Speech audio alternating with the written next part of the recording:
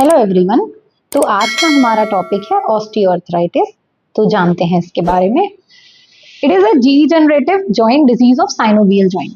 तो ये synovial joint disease है characterised by focal loss of articular cartilage resulting in structural and functional failure. Means इसमें क्या होता है, ये जो आर्टिकुलर कार्टिलेज है इसका डैमेज होता है विच रिजल्ट्स इन स्ट्रक्चरल यानी कि एनाटॉमिकली और फंक्शनल यानी कि फिजियोलॉजिकली इसमें चेंजेस हमें देखने को मिलते हैं। नेक्स्ट हम बात करेंगे इसके टाइप्स के बारे में। तो इसके दो टाइप्स होते हैं, प्राइमरी एंड सेकेंडरी। प्राइमरी यानी कि इडियोपैथिक, मतलब जिसका कोई नोन कारण नहीं है। ये जनरली ओल्ड एज में वियर एंड टीयर प्रोसेस की वजह से होता है। Second is secondary by identifiable cause, मतलब जिसका कॉज हम पता कर सकते हैं। सो फर्स्ट इज ट्रॉमा, किसी भी चोट की वजह से। सेकेंड जॉइंट डिसऑर्डर, जैसे कि रूमेटॉइड अर्थराइटिस है, गाउट है, या अदर किसी भी प्रकार के जॉइंट डिसऑर्डर्स जो होते हैं उनसे।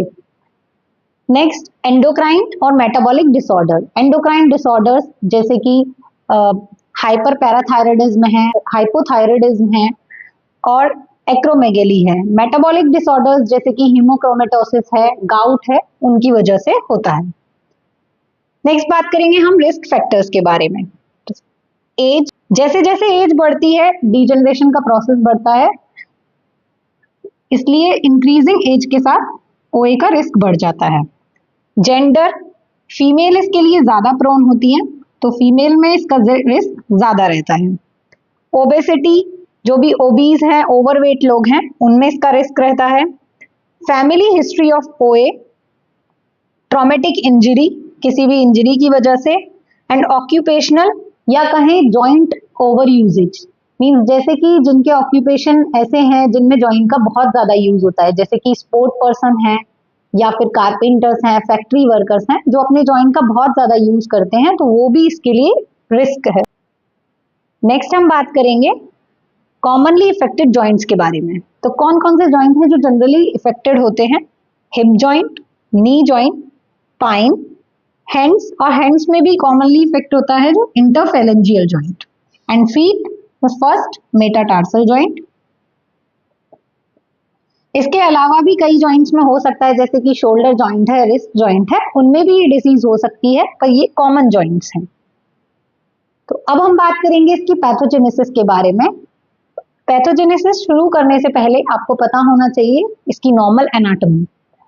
तो ये है, इस तरफ है ये normal anatomy, and this is of osteoarthritis patient. ये जो ब्लू लाइन से आपको दिख रहा है marking, this is fibrous capsule और जॉइंट कैप्सूल। दिस इज साइनोवियम, इसके अंदर साइनोवियल फ्लूइड है। This is articular cartilage, and this one is cartilage के जो नीचे है सबकोंड्रल बोन।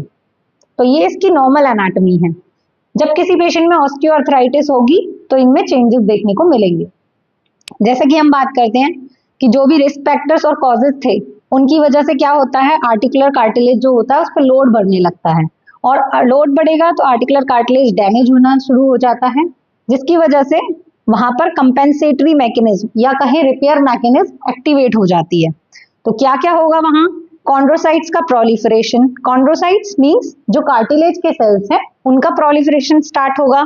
जो सबकॉन्ड्रल बोन है उसमें से इंफ्लेमेटरी मीडिएटर्स और एमएमपीस मींस मैट्रिक्स मेटलोप्रोटीन्स, उनका रिलीज होना शुरू हो जाएगा, और उस इन्फ्लेमेशन के इंड्यूस होने की वजह से जो ऑस्टियोब्लास्ट और ऑस्टियोक्लास्ट एक्टिविटी है उनमें एम्बैलेंस देखने को मिलेगा।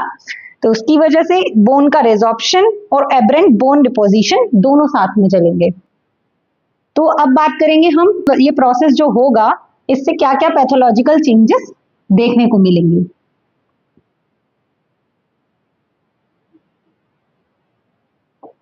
तो सबसे पहले जो हमने बात की थी, आर्टिकुलर कार्टिलेज डैमेज होगा, तो लॉस ऑफ आर्टिकुलर कार्टिलेज मिलेगा।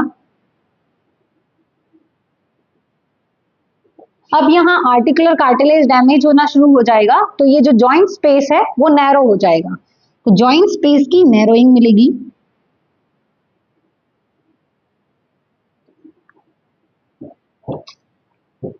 नेक्स्ट, ये जो इसकी हमने बात की थी कि ऑस्टियोक्लास्ट और ऑस्टियोब्लास्ट मींस सबकॉन्ड्रल बोन के कुछ पार्ट पे बोन का रिजॉर्प्शन और कुछ पार्ट पे बोन का डिपोजिशन शुरू हो जाएगा। तो उसकी वजह से क्या होगा, जहां पर बोन डिपोजिशन शुरू हो जाएगा वहां मार्जिन्स पर ऑस्टियोफाइट्स का फॉर्मेशन, और जो सबकोंड्रल बोन है वहां पर स्क्लेरोसिस यानी कि सबकोंड्रल बोन की थिकनिंग शुरू हो जाएगी। तो ये पैथोलॉजिकल चेंजेस हमें देखने को मिलेंगे, स्क्लेरोसिस और ऑस्टियोफाइट्स का फॉर्मेशन। जैसा कि हमने बात की थी, अब आर्टिकुलर कार्टिलेज डैमेज होगा तो बोन टू बोन कांटेक्ट होने लगेगा, बोन में फ्रिक्शन होगा, और ये जो इन्फ्लेमेशन है उसकी वजह से नोसी रिसेप्टर्स भी इंड्यूस हो जाते हैं। नोसी रिसेप्टर्स यानी कि पेन के रिसेप्टर्स। तो यहाँ पर क्लिनिकल प्रेजेंटेशन में हमें मोशन के साथ पेन मिलेगा पेशेंट को, उसका रेंज ऑफ मूवमेंट डिक्रीज हो जाएगा, क्योंकि जो ऑस्टियोफाइट्स का फॉर्मेशन है उसके इंपैक्शन की वजह से और जॉइंट स्पेस नैरो होने की वजह से पेशेंट को चलते वक्त डिफिकल्टी होगी और उसका जो रेंज ऑफ मूवमेंट है वो भी कम हो जाएगा। साथ ही बोन का रबिंग होना शुरू हो गया था तो इसलिए क्रैपिटस मिलेगा। नेक्स्ट, ये इन्फ्लेमेशन इंड्यूस होती है जिसकी वजह से जैसे कि साइनोवियल इन्फ्लेमेशन होगा, कैप्सूल की थिकनिंग होगी, और इस इन्फ्लेमेशन की वजह से फ्लूइड का एक्यूमुलेशन होना शुरू हो जाएगा। जैसे आप इन दोनों पार्ट में डिफरेंस दे सकते हैं, ये नॉर्मल आर्किटेक्चर है और ये इन्फ्लेम आर्किटेक्चर है। तो यहाँ पर जॉइंट इन्फ्लेमेशन की वजह से स्वेलिंग और स्टिफनेस हमें देखने को मिलेगी।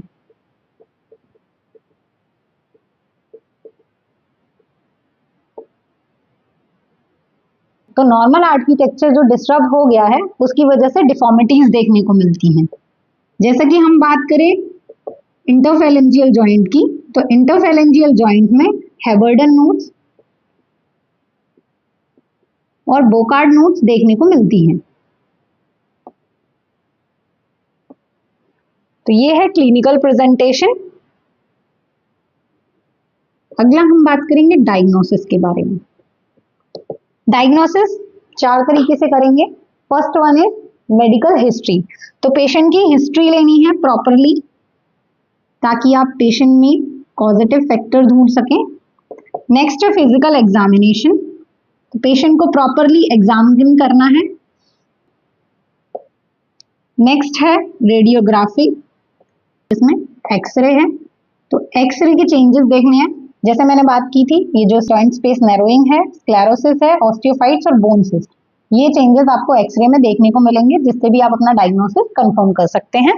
And last one is lab test. Synovial fluid का एनालिसिस कराया जाता है।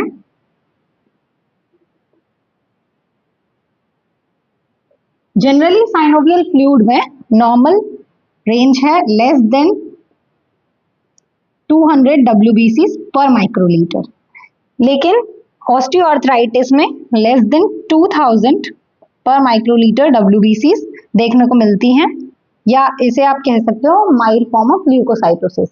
जब ये 2000 से 50,000 के बीच में आती है तो रियूमेटिक अर्थराइटिस या अदर कॉजेज की वजह से होती है। तो इस लैब टेस्ट का एनालिसिस इसलिए जरूरी है ताकि आप डिफरेंशियली डायग्नोस कर सको ओए को अब बाकी डिसीजेस से। तो ये है इसके डायग्नोसिस, और आखिरी में हम बात करेंगे इसके मैनेजमेंट के बारे में। मैनेजमेंट इसका 2 तरीके से है। First non pharmacological and second is pharmacological. पहले हमें पेशेंट में को नॉन फार्माकोलॉजिकल ट्रीटमेंट के बारे में बताना है। तो इसमें है आप पेशेंट को एजुकेट करें, कंफर्टेबल फुटवियर यूज करने के लिए पेशेंट को कहें, जिन पॉजिटिव फैक्टर्स की वजह से ये होता है जैसे कि जो ऑक्यूपेशंस मैंने बताए थे, तो उन मैकेनिकल फैक्टर्स को रिड्यूस करना है, रिपीटेड मूवमेंट नहीं करना है जॉइंट का। इसके अलावा जो मसल स्ट्रेंथनिंग एक्सरसाइज है जैसे कि हैमस्ट्रिंग स्ट्रेचिंग एक्सरसाइजेज होती हैं वो करने के लिए पेशेंट को बताना है। सेकेंड है ये फार्माकोलॉजिकल थेरेपी, तो इसमें जनरली PCM है, एनसेट्स हैं, वो प्रोवाइड किए जाते हैं ताकि पेशेंट के जो सिम्टम्स हैं उसमें उनको रिलीफ मिल सके। फिर भी कुछ पेशेंट्स ऐसे होते हैं जिनको जो उन मेडिकेशंस को रिस्पॉन्ड नहीं करते, तो उनमें कॉर्टिकोस्टेरॉइड इंजेक्शंस या हाइलोरोनिक इंजेक्शंस दिए जाते हैं। उनसे भी जो लोग रिस्पॉन्ड नहीं करते हैं उन पेशेंट्स में सर्जिकल थेरेपी एडवाइस की जाती है, जैसे कि ऑस्टियोटॉमी है, आर्थ्रोप्लास्टी है या फिर जॉइंट रिप्लेसमेंट, ये बताया जाता है। तो ये है ऑस्टियोआर्थराइटिस। Thank you.